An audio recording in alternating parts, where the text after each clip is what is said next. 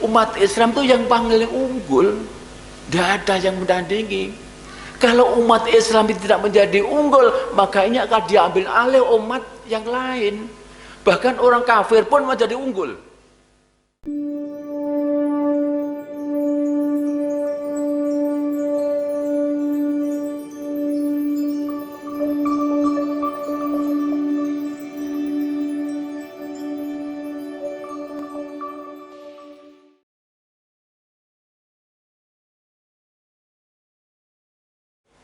Banyak ribuan nabi yang memang kita tidak tahu siapa mereka, di mana, syariatnya apa, bagaimana. Sekarang saja yang syariatnya Nabi Muhammad, Nabi terakhir saja juga banyak yang tidak tahu. Sehingga banyak orang-orang yang membuat sholat telu waktu, jadi diringkas hanya 3 waktu. Ada yang ekstrim, apa sih penting sholat kuwi, artinya sholat sudah merupakan bukan kepentingan lagi. Artinya mereka nabi yang baru, yang terakhir saja banyak yang tidak tahu, apalagi nabi-nabi jauh sebelum Nabi Muhammad. Tapi saya yakin dengan diutuskannya seorang utusan untuk memberikan bimbingan kepada umatnya, walaupun kita tidak tahu persis, tapi saya yakin syariat rukuk dan sujud barangkali itu ada sejak Nabi pertama. Rukuk dan sujud kalau di syariat kita namanya sholat. Rukuk dan sujud syariat nabi-nabi yang lalu bagaimana yang memang kita tidak tahu persis. Karena apa? Sholat merupakan bentuk syukur kita kepada Allah Subhanahu wa Ta'ala. Sebagaimana pernah Pak Kanan menerangkan di pengajian muslimat beberapa waktu yang lalu, bahkan kita harus merendahkan kesombongan. Kesombongan kita itu ada di wajah, terutama di dahi. Ketika dahi kita sudah cap hitam, itu biasanya menjadi kebanggaan ahli sujud. Begitu Pak Usman. Nah, kesombongan itu kita letakkan di atas bumi. Jadi kita rendahkan di hadapan Allah. Aib kita, kekurangan kita yang ada di pantat yang kita tunjukkan kepada Allah. Begitu Pak Kanan. Nah, itu bentuk syukur kita kepada Allah. Berarti kemungkinan besar ajaran nabi-nabi yang dulu-dulu yang kita tidak tahu, syariat rukuk dan sujudnya barangkali sama. Barangkali sama, cuma disempurnakan oleh nabi-nabi selanjutnya, yang terakhir Nabi Muhammad SAW dalam bentuk sholat. Yang selanjutnya pembahasan Pak Usman, monggo Pak Usman. Kita tinggal Pak Usman tok berarti, Pak Kanan buatan. Al-Baqarah ruku ke-18, yang ini adalah Ka'bah sebagai pusat rohani. Saya bacakan sekali lagi. Bismillahirrahmanirrahim. Walikulli wijhatun huwa muwalliha fastabiqul khairat aina ma takunu ya'ti bikumullahu jami'a innallaha ala kulli syai'in qadir. Dan tiap-tiap yang mempunyai tujuan yang ia tuju. Nah, ini yang pertama. Ini ada 3 poin yang perlu dibahas. Yang pertama, ini wajhi, dan itu ada tak markutoh. Itu menunjukkan bahwa kiblat.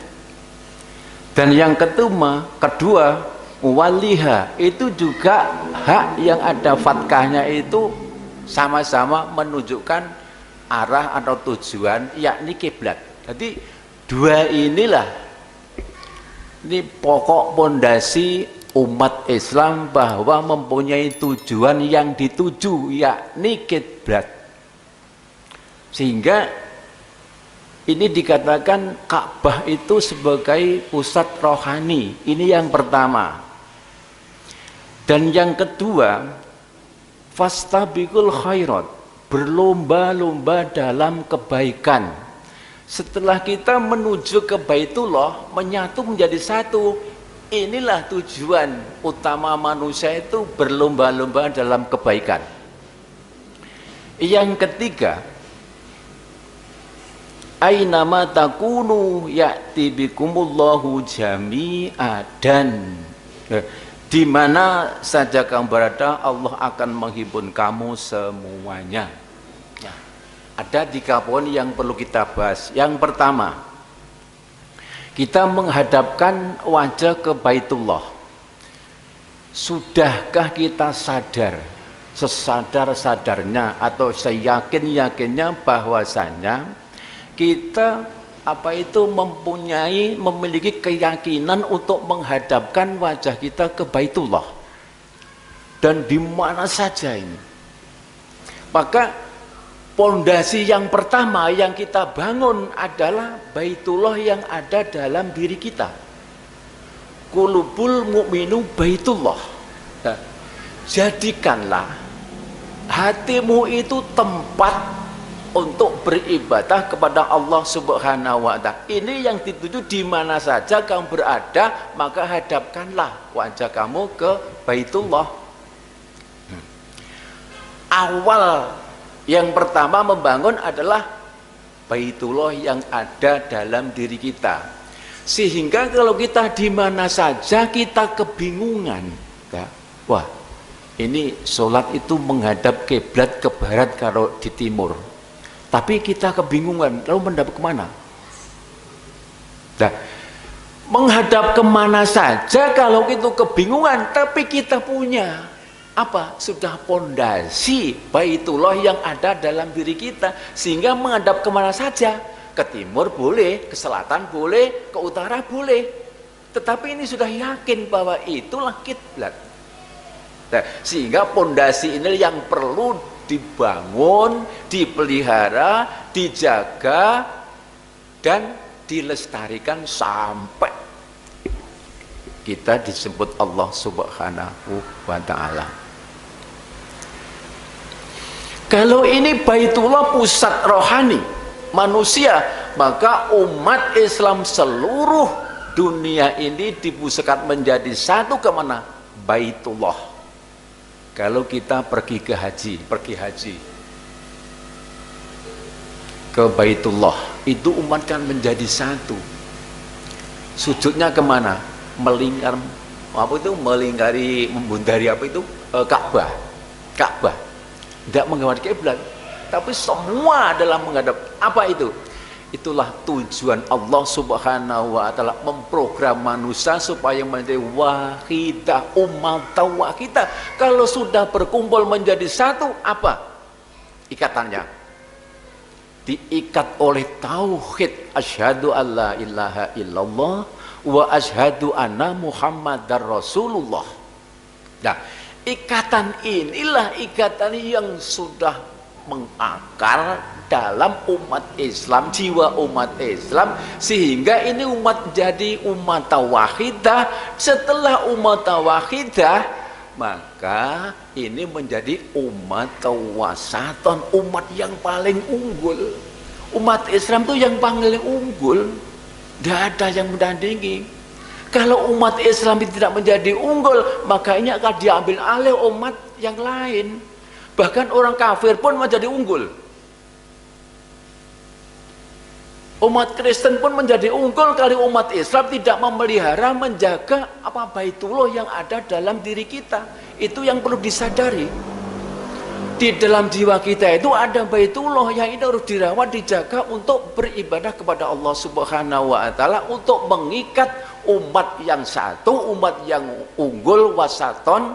Jadi inilah program apa Allah menciptakan umat wahidah, diikat dengan kalimat tauhid, yaitu asyhadu alla ilaha illallah wa asyhadu anna muhammadan abduhu wa rasuluh.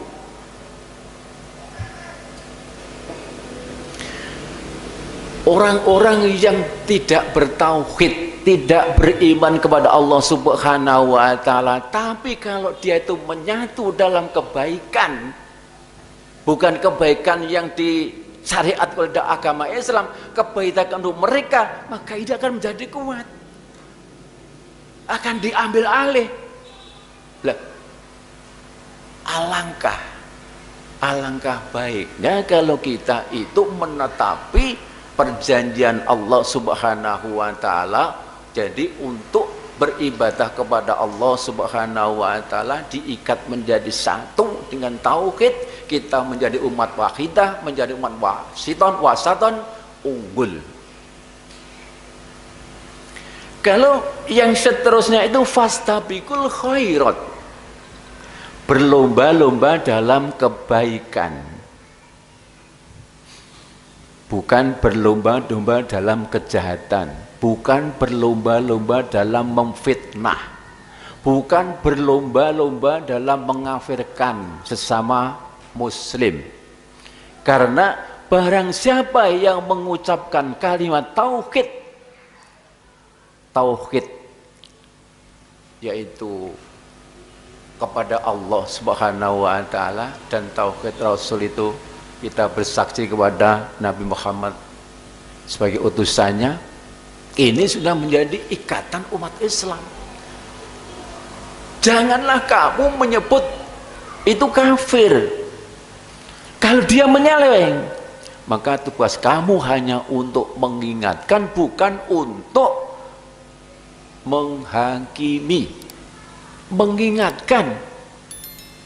Nah, berlomba-lomba itu kan mari ya, fastabiqul khairat itu tuh siapa yang paling depan, siapa yang paling dekat, muqarrabun, siapa yang paling dekat,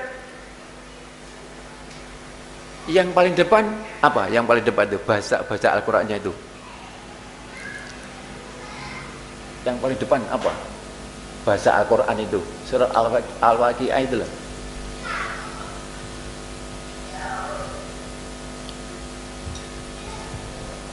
Sabikun bil khairat, terus apa wane?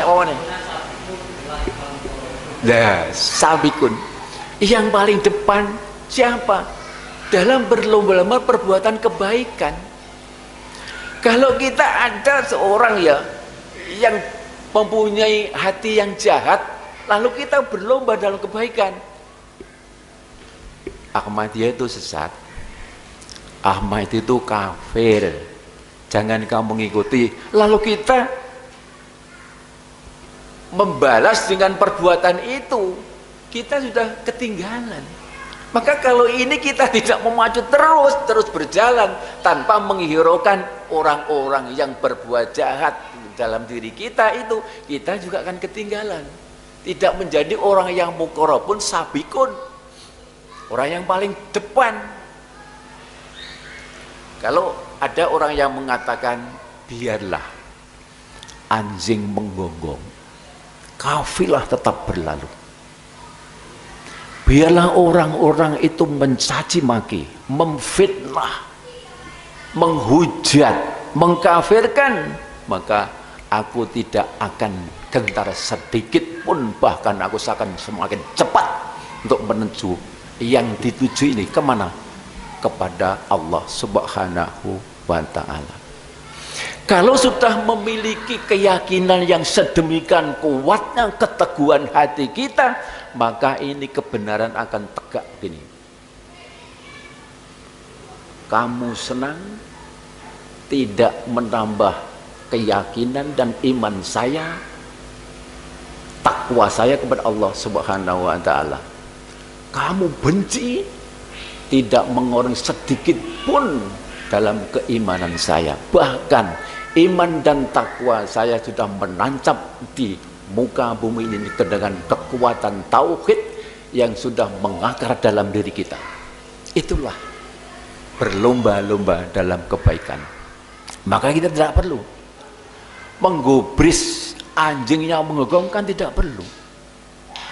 Kalau kita punya tujuan yang hakiki, tidak perlu menggubris itu.